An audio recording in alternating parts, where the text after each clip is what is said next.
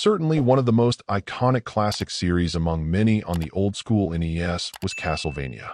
For a few generations, Konami absolutely tore it up with a string of great titles spanning multiple systems, until they just stopped.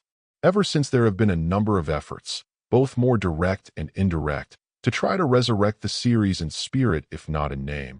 But most of those attempts have tended to be middling at best, with only a few exceptions. For people who are familiar with those classics, loading up Chronicles of the Wolf should absolutely give you some serious vibes of that revered series, but you'll want to keep your expectations in check to avoid at least a bit of disappointment. In terms of both its visuals and audio, there's absolutely a great mix of classic flavor with some modern refinement. It's somehow reminiscent of titles from days gone by, while still doing its own thing, which I can respect. I'd say that the control scheme also does a fair job of honoring the olden days, but that's actually an area where I'd argue they should have simply gone with something more modern and sensible, as what worked back in the days of D-pads and limited buttons now feels unnecessarily cumbersome. You'll need to make smart use of both your primary and secondary weapons of choice, each of which has their own strengths and weaknesses, and the implementation of the secondary weapons in particular feels pretty authentically old school, so that was appreciated. In terms of play overall, it's unfortunately a bit of a rough series of ups and downs, feeling unbalanced with spots that have odd difficulty spikes followed by areas that, by comparison, feel like a cakewalk.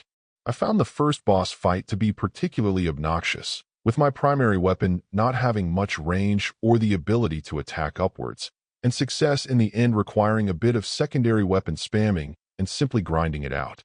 From there, I didn't typically have many issues though, so I do worry about less seasoned gamers simply being discouraged needlessly.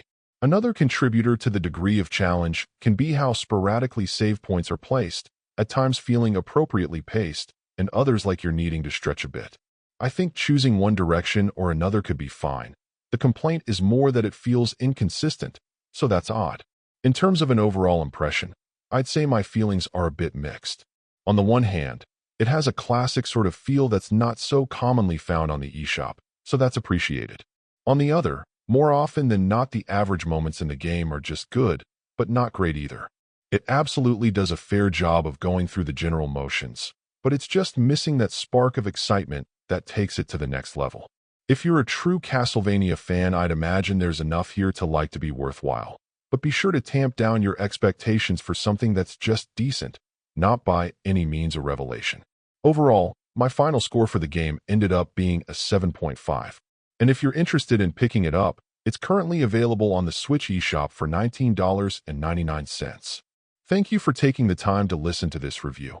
And if you'd like more information or ideas of indie games worth checking out on Switch, be sure to click on the link provided in the description. Until next time.